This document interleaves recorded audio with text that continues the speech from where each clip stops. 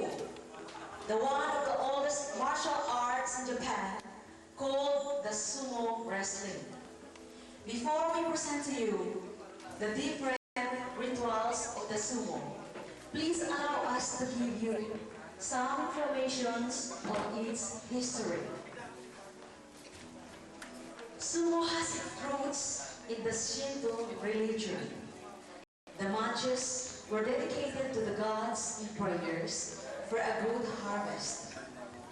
The oldest written records date back to the 8th century, but it is probably more than 1500 years old.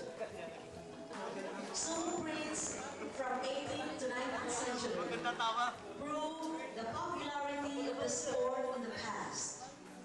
During the last 2 decades, the art of sumo wrestling could establish itself even outside of Japan and can be comparable to basketball in North America or soccer in Europe.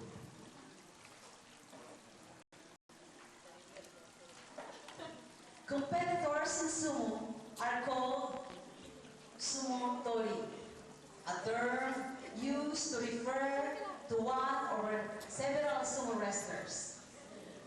The sumo tori complete variants